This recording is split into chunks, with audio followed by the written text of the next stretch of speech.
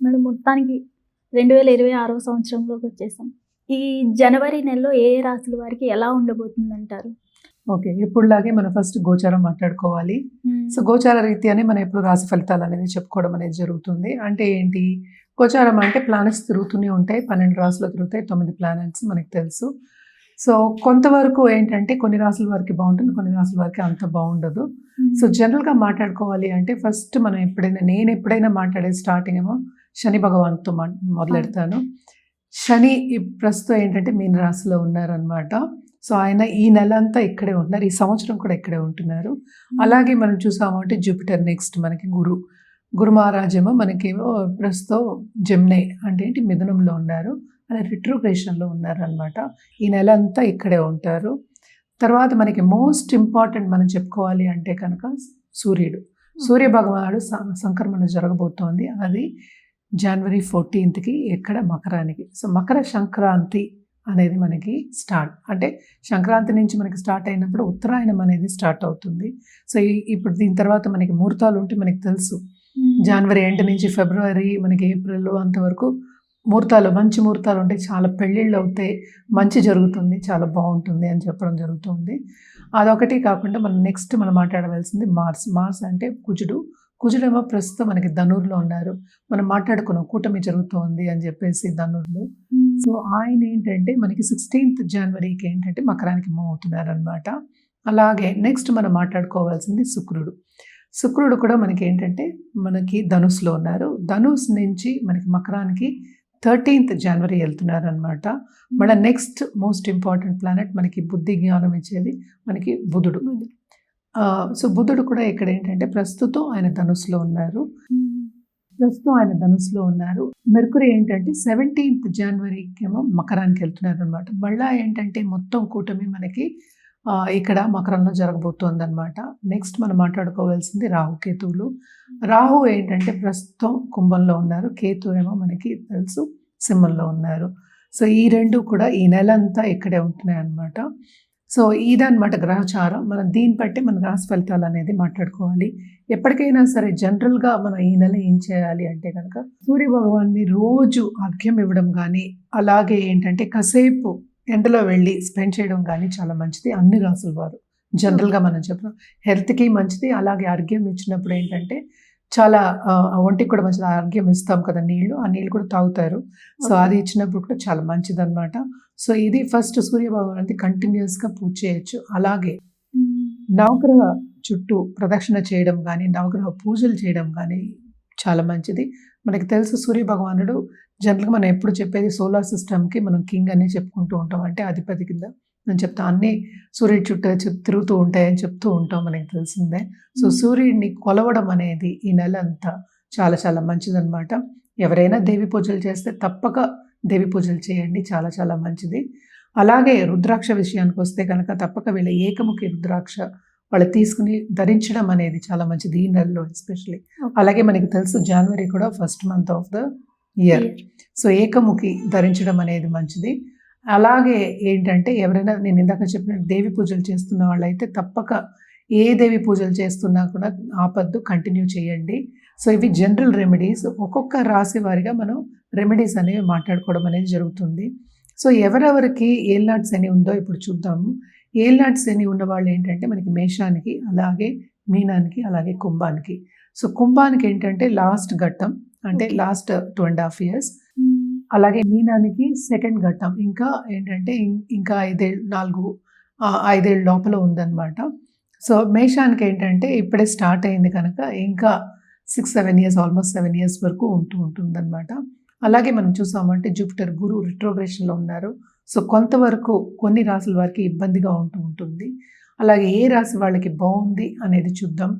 ఎప్పుడులాగే మనం చెప్పవలసిన వృషభ రాశి వాళ్ళకి, అలాగే ఏంటంటే మనం చూసామంటే కర్కాటక రాశి వాళ్ళకి, అదొకటి కాకుండా మనం చూసామంటే మనకి వృశ్చిక రాశి వాళ్ళకి, అలాగే ధనుర్ రాశి వాళ్ళకి కొంతవరకు బాగుందన్నమాట.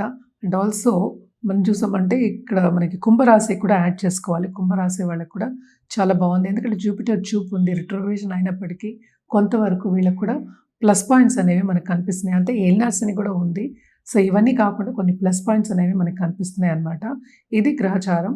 సో నెక్స్ట్ మనం మాట్లాడుకోబోయేది ఇప్పుడు రాశి ఫలితాలు మాట్లాడుకుందాం. మేడం, ఈ జనవరి నెలలో కర్కాటక రాశి వారికి ఎలా ఉండబోతుంది అంటారు? కర్కాటక రాశి వాళ్ళకి బాగుంటుందనే చెప్పాలి. కానీ ఏదైనా ఖర్చుతో కూడిన పని. ఓకే. బలంగా 12th ఏమో మనకి జూపిటర్ కూర్చుని ఉన్నారు. సో తప్పక చాలా ఖర్చులు అయ్యే ఛాన్సెస్ మనకు కనిపిస్తాయి. ఎస్పెషలీ మెడికల్ ఇష్యూస్ రావడం కానీ, చిన్న చిన్న ఇష్యూస్ రావడం కానీ ఇంట్లో దాని మీద ఎక్కువ ఖర్చు పెట్టడం కానీ మనకు కనిపిస్తుంది. అదొకటి కాకుండా వీళ్ళకి సెకండ్ హౌస్లో కేతు ఉన్నారు.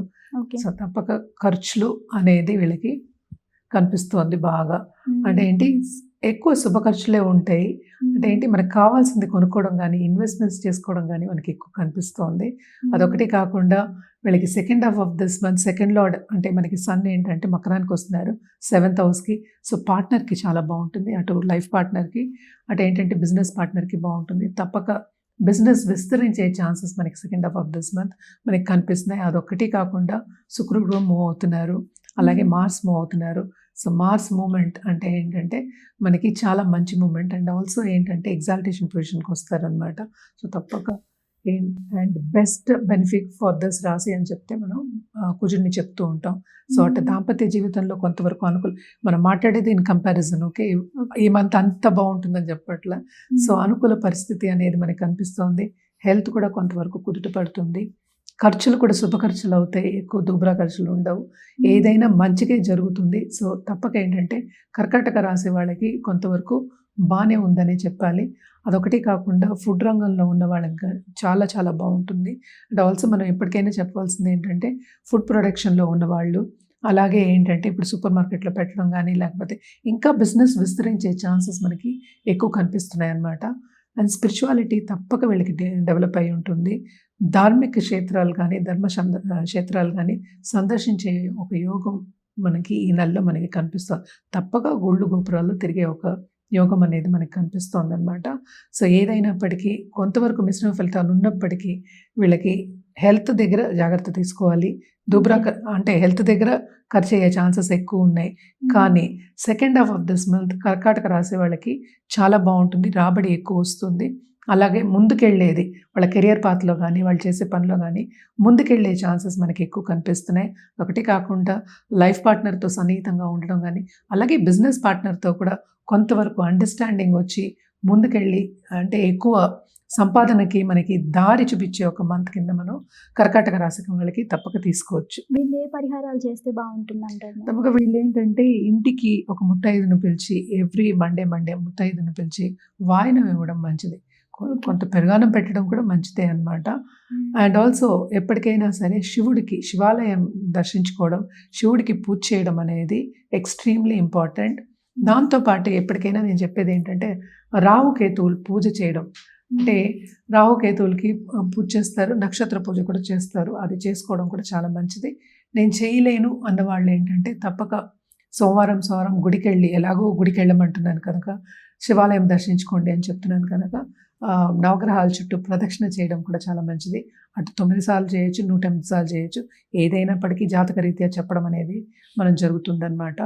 వీళ్ళు కూడా ఏంటంటే రుద్రాక్ష విషయానికి వస్తే కనుక ద్విముఖి రుద్రాక్ష వేసుకోవడం చాలా మంచిది. అలాగే సప్తముఖి రుద్రాక్ష కూడా వేసుకోవచ్చు, చాలా చాలా బాగుంటుంది.